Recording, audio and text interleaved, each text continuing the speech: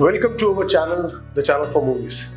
दोस्तों, channel for movies के अंदर हम बात करते हैं ऐसी फिल्मों की, बॉलीवुड जगत के अंदर एक ऐसी फिल्में जिन फिल्मों के बहुत खास मायने हैं और जिन फिल्मों से आपने हमने सबने बहुत कुछ सीखा और हमारी यादों में उन फिल्मों की, उनकी लाइनें, उनके स्क्रिप्ट, उनके डायलॉग्स और उनके चरित्र सब हमारे दिलो दिमाग में, हमारे जहन में जिंदा है। दोस्तों, 100 साल से ज्यादा बॉलीवुड के इस इतिहास के अंदर बहुत सी ऐसी फिल्में आई जिन्होंने हमारे जीवन को बहुत अलग अलग मायनों में प्रभावित किया, इंस्पायर किया। जब एक लेखक, जब एक स्क्रिप्ट राइटर पिक्चर लिखता है, कहानी लिखता है, तो वो समाज के अंदर बहुत सी हुई चीजों को, उन चीजों के एग्जाम्पल्स लेकर अपने मन में सोचकर उस स्क्रिप्ट को लिखता है। लेकिन जब वही स्क्रिप्ट बड़े पर्दे के ऊपर थिएटर के रूप में आर्टिस्टों के जो उनका कला है उसके साथ पर्दे पर आती है, वो जो मूवी बनकर, वो जो स्क्रिप्ट बनकर, तो हम उन्हीं पिक्चरों में से, जो हमारी आम जीवन में से चीजें ली गई हैं, जब पटकथा लेखक ने जब कहानी लिखी थी, तो वो कहानी जब बड़े पर्दे पर आई तो उसी कहानी को हम देखकर प्रभावित होते हैं और उससे बहुत कुछ सीखने का कोशिश करते हैं और अपनी जिंदगी को उनकी एग्जाम्पल्स लेते हुए, उन चीजों से सीखते हुए अपनी लाइफ में इंप्लीमेंट करते हैं। वैसे तो बॉलीवुड के अंदर जो मूवीज बनाई जाती हैं वो मैक्सिमम प्योरली एंटरटेनमेंट बेसिस के लिए बनाई जाती हैं कि लोगों को मनोरंजन करने के लिए लोग मनोरंजित हो सके, और कई सालों से लगातार ये ट्रेंड जारी है। अलग अलग एरा में अलग अलग एक्टर्स आए, एक्ट्रेसेस आई, जिन्होंने अपनी कला से आपको, हमको, सबको, हमारे सबके दिलों को छुआ और उनकी कला के साथ साथ उनकी मूवीज को हम आज भी देखना पसंद करते हैं। अब पुराने एरा में किसी की भी बात कर लीजिए, राजेश खन्ना साहब की, अमिताभ बच्चन साहब की, धर्मेंद्र की, विनोद खन्ना, बहुत सारे कलाकार ऐसे हैं जिनकी मूवीज देखना हम आज भी पसंद करते हैं। दोस्तों, एक एरा ऐसा आया था कि जब 3 खानों का नाम बहुत ही प्रोमिनेंटली बॉलीवुड इंडस्ट्री के साथ साथ हिंदुस्तान के फिल्मी जगत में भी लिया जाने लगा।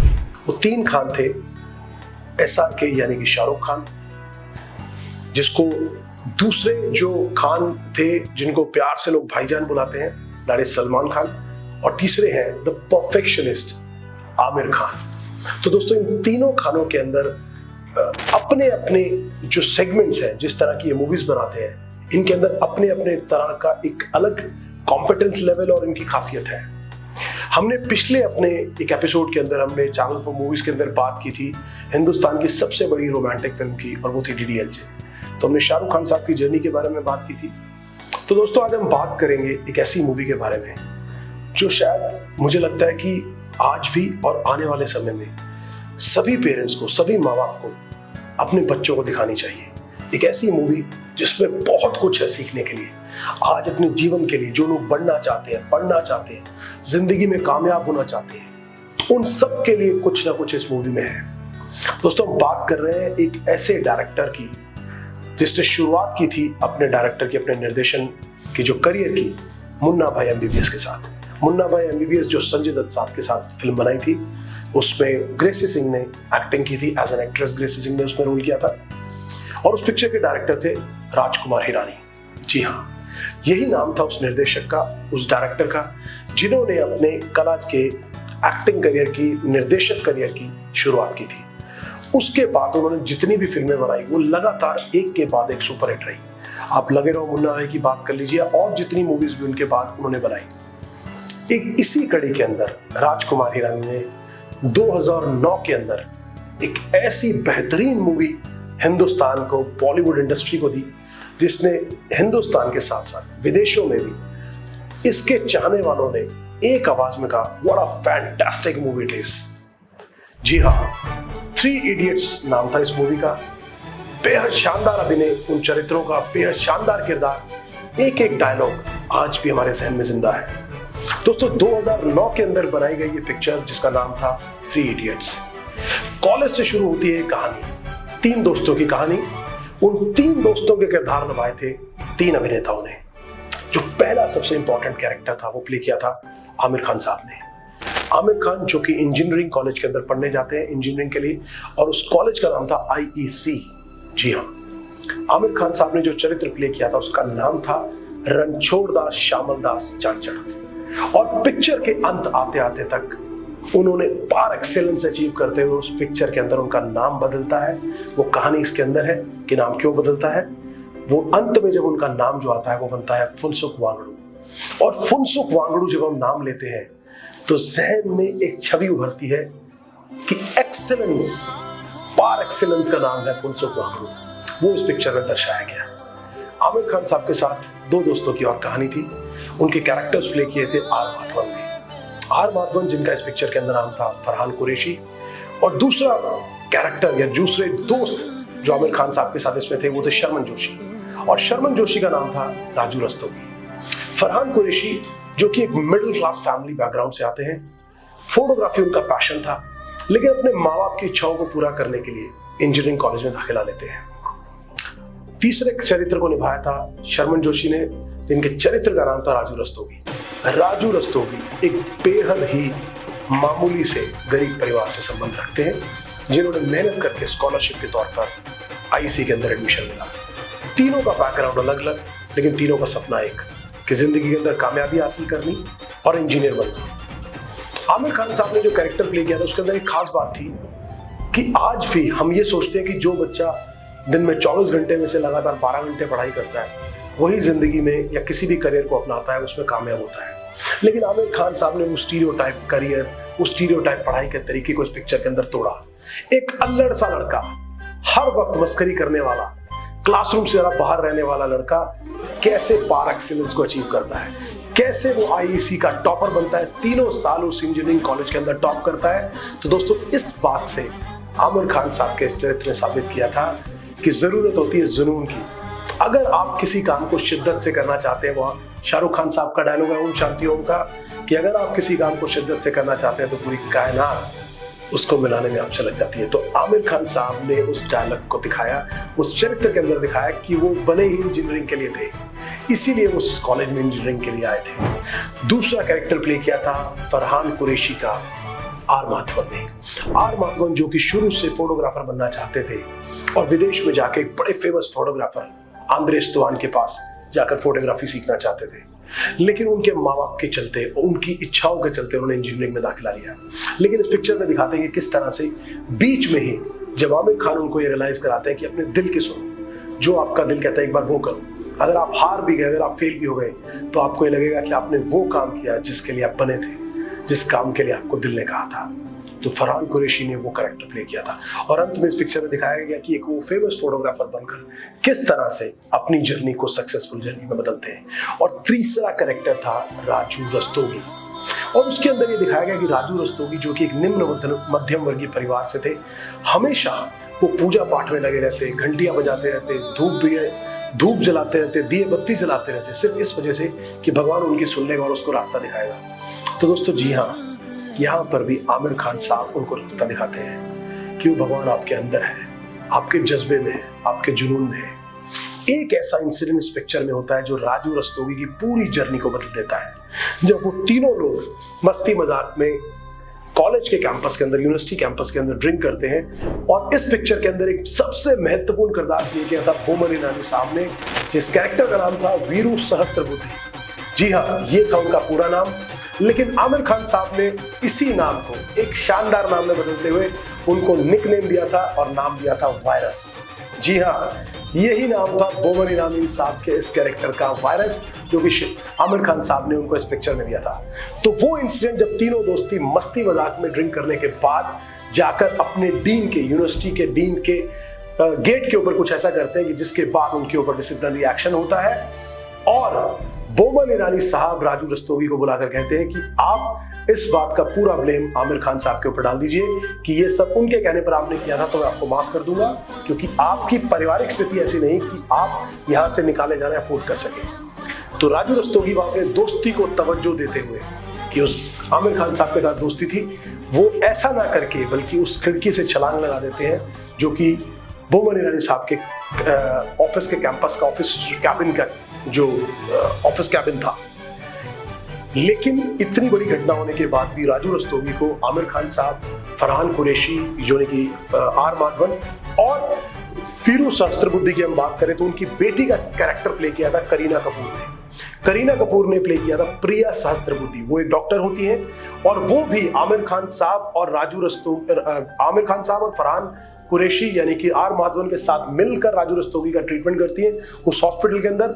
जब राजू रस्तोगी यानी कि शर्मन जोशी ठीक होकर आते हैं तो उनकी जिंदगी बदल जाती है और वो सारे अपने हाथों से अंगूठियां उतारकर सारे अंधविश्वासों को पीछे छोड़ते हुए सिर्फ एक बात में बिलीव करते हैं कि केवल मेहनत करूंगा और पूरी ईमानदारी के साथ मेहनत करूंगा, और अंततः वही ईमानदारी उनके लिए सही साबित होती है। कैंपस प्लेसमेंट के अंदर उनको उसी बेबाकी के लिए सिलेक्ट किया जाता है जिस बेबाकी के साथ वो इंटरव्यू देते हैं, और उसके बाद वो एक इंजीनियर भी बनते हैं और एक बड़े सफल इंजीनियर बनते हैं। और उसके बाद वो अपनी बुक्स लिखते हैं, ब्लॉग्स लिखते हैं, जो एंड में मूवी के बताएगा कि आमिर खान साहब कितनी खूबसूरती के साथ कितने प्राउडली अपने दोस्तों के लिए बोलते हैं कि आज वही राजू रस्तोगी इतना फेमस है।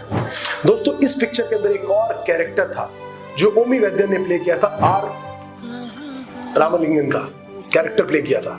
वो साउथ इंडियन कैरेक्टर था, काफी इंटेलिजेंट, पढ़ने में काफी दक्ष था, और उसकी हमेशा प्रतिस्पर्धा रहती है रणछोड़ दास श्यामल दास चांचल के साथ कि मैं किसी तरह से इसको पछाड़कर फर्स्ट आ जाऊं।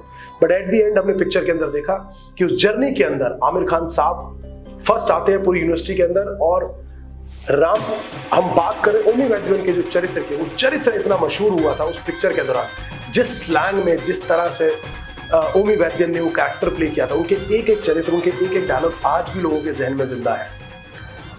उनका वो डायलॉग जो वो स्टेज के ऊपर स्पीच देते हैं, जब शब्दों का बदलाव आमिर खान साहब करते हैं लाइब्रेरी में जाकर, जो स्पीच उन्होंने देती है मुख्य अतिथि के सामने देनी होती है, तो उसके अंदर जो वो चमत्कार का शब्द बदलकर बलात्कार कर देते हैं, और किस तरह से वो लोगों को गुदगुदाने के लिए काफी होता है कि चमत्कार का एक शब्द को बदलने से ओमी वैद्यन के लिए कितनी एम्बैरेसिंग सिचुएशन हो जाती है।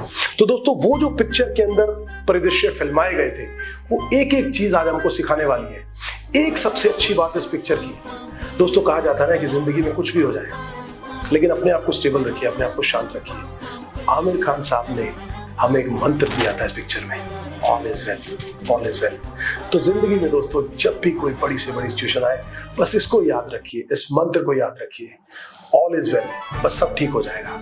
सिचुएशन कितनी भी बुरी हो, समय तो निकल जाएगा। श्री कृष्ण कहते हैं भागवत गीता में कि समय कभी एक जैसा नहीं रहता, आज अगर अच्छा है तो कल बुरा भी आएगा, और कल बुरा है तो आगे आने वाला टाइम अच्छा भी आएगा। तो समय कभी एक जैसा नहीं रहता, और उसके लिए जरूरी है इस मंत्र को, इस लाइन को हमेशा याद रखना।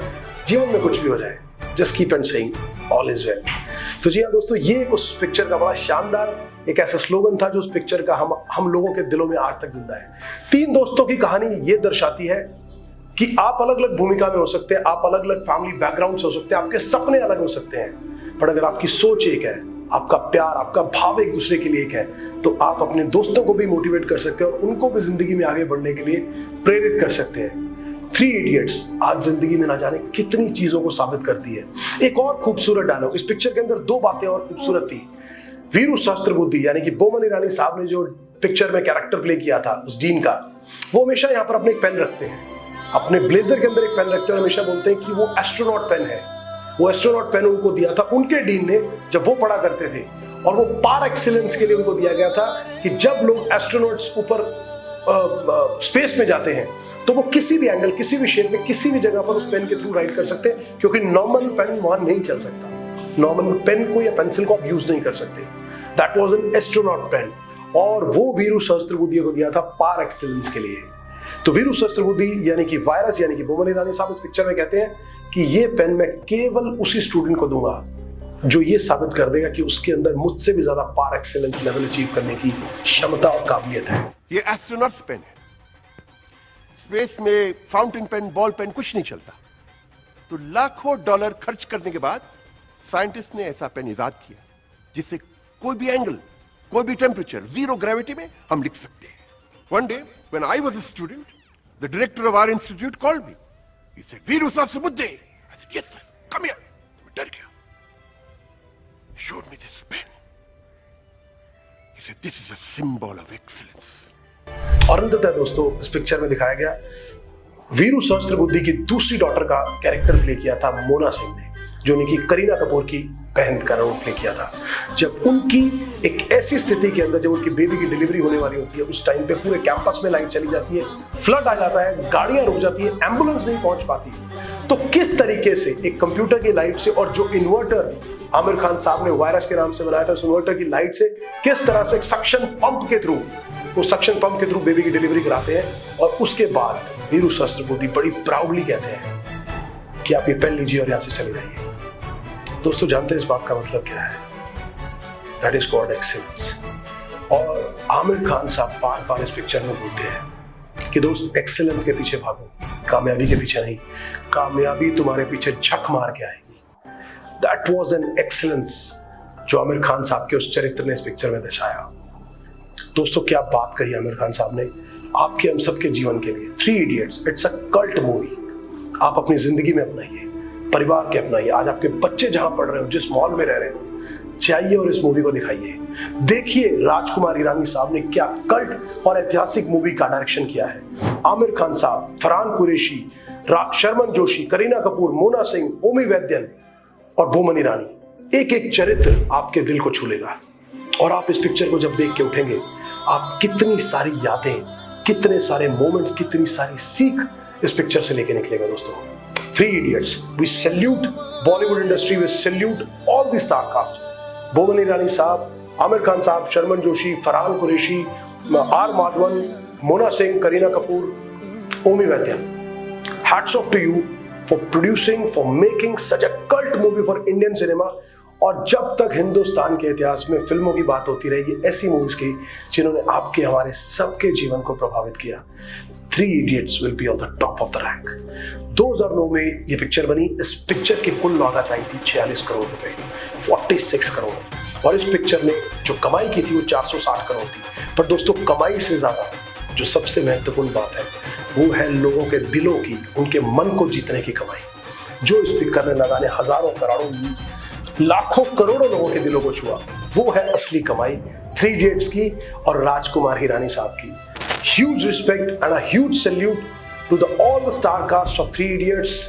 राजकुमार हिरानी साहब, ऐसे ही आप थ्री इडियट्स जैसी मूवीज बनाते रहे, हम सबको इंस्पायर करते रहे, हमारी जिंदगियों को खूबसूरतियां, एहसास और इन पलों का समावेश देते रहे। एंड वी ऑल वांट कि हमारी बॉलीवुड इंडस्ट्री इसी तरह से हिंदुस्तान के साथ साथ पूरे विश्व भर में ऐसी कल्ट मूवीज के लिए जानी जाती रहे। Thank you for watching channel for movies. We'll see you in the next episode with another review, another segment of another movie. Till then, keep watching. Thank you. Bye-bye.